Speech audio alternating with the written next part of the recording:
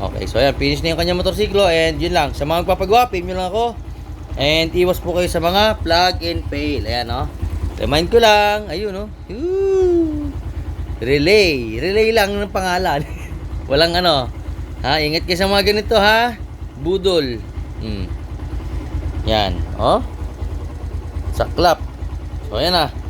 Power up lines. Tapos ang problema, iwas tayo sa ganyan, okay? JJ Humble Works, to God be the glory, and good evening. Maraming salamat po. So ito, Rider J110 for power up lines, wiring setup, no? At yan, no? Meron na siyang MDL, meron na siyang LED headlight, at yun, meron siyang mga ipapadagdag na signal light, at yun, meron pa siyang voltmeter. So ito yung wiring niya, no? Wiring status, ha? Check natin, ha? O, ito yung loob. Buksan natin. Yan, yun, no? So, yan. Yan siya, oh, magulo. No, magulo, masikip. Yun nga. Ayan, oh, marumi talaga. Yung wiring, oh. May nakalawit, di ba? Yan. Dito. Yan. So, lahat to, ayusin natin to.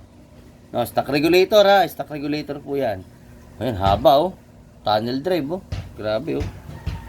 Haba nito, oh. Hanggang dun. Ito, speaker wire.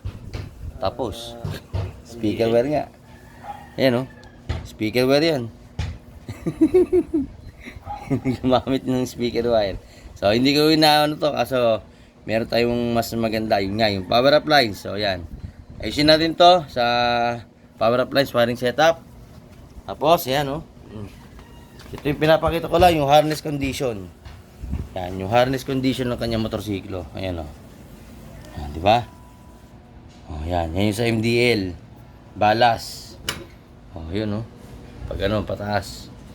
So, yan. Sabi ko nga kay sir, picturean niya o ano niya, huling tingin niya na to sa motor niya na marumi. Yung wiring sa kanyang chassis, linisin na natin yan. So, abangan nyo. Papakita ko na naman ulit syempre yung after, no? Yung before and after para makikita nyo yung resulta. So, yun lang. At abangan nyo muna to. Siya nga pala, no? Hindi ko napakita. So, testing natin yung motor. Ayan, hindi ko pa sinisimulan. Pakita natin, no? On. Yun, on. 12.3. Diyos ko po, ang laki ng drop rate. Headlight. Ayun. Headlight tayo, ha. Ayan. 11.7 na kagad. MDL. Ayan, MDL. MDL pa lang yan, ha. Ayan, o, dito tayo tututok. MDL, ayan na, 10.8. No? Tapos, signal light. Signal light pa lang yan, ha. Ito na. Tingnan mo ano. Yan, o. Party. Yan, o. Kurap lahat. Okay. So, ayan. Ayusin natin to. So, hindi ko minamasama yung mga nagdi-DIY at saka yung mga gumagawa ng motorsiklo. Is, meron lang tayo pinapakita mas magandang paraan. At mas malinis at the same time mas safe. And yung resulta, quality. Yan. Gayahin nyo yung kay Mentor. Team Becky Works tayo. Ano? Yung power up lines. So, abangan nyo. Tatanggal natin yung mga kurap-kurap. Tapusin natin yung problema ni Bossing. Aalisin natin yan. Yung drop. Napaka, yan. Ito yung battery niya, no? Mamaya, papakita natin yung full setup. Okay? So, yun lang muna. So, yun. Inabot na kami ng gabi, oh. Anong oras na ba? Alas 7 ng gabi. So, maraming problema yung harness, pero nagawa natin ng paraan, no? Ayan, oh. Kita nyo, tinanggal ko yung dashboard, yung headlight. Chinek ko lahat isa-isa. From top to bottom, hanggang tail light. Ayan, oh. So, nagtitest ako. Yan, kasi nga, pagka power up lines, sa akin, yung ginagawa ko is, repair harness din ako. Okay, nire-repair ko yung harness.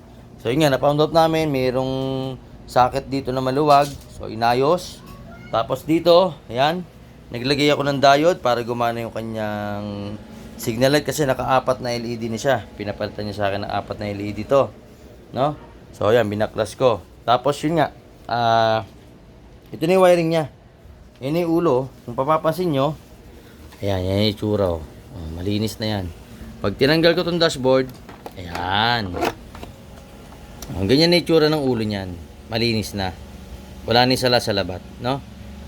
Wala ka na makikita mga kung ano-ano mga nakaburloloy dyan, di ba? Tulad ng mga pinapakita ko. Then second dito, ito na yung harness oh. Ang linis na oh. Ayan oh. Wala na yung mga ano dyan sa gilid-gilid ah. Wala na. Ayan. Stock regulator, ayun oh. Stock regulator, then yung power appliance, ayun oh. Yun yung power appliance. Oh, syempre CDI na yan. Diba? Tapos umikot na yung wire niyan papunta sa kabila. Nilinis ko na rin ng konti yung kanyang chassis. Ayan, malinis na, no? Malinis na yan. Then, ito na. Yung battery niya, ayan. So, yun yung wiring, oh. Sinalansang natin ng maayos. Diba? Dito yung fuse ng power appliance. Dito yung fuse ng kanyang stock. Pinaltan ko kasi nga, naglolo ko. O, yan. Okay? So, yan na. Finish na at, mamaya pagka buo is-testingin na natin itong motorsiklo niya. Abangan nyo lang. Okay, so ito na yung Rider J. Tapos na yung kanyang motorsiklo, no? Ito na. Testingin na tayo, maandar kasi nahabol namin yung charging. Ayan o. Stock regulator 12.7. Drive tayong konti. Ayan o.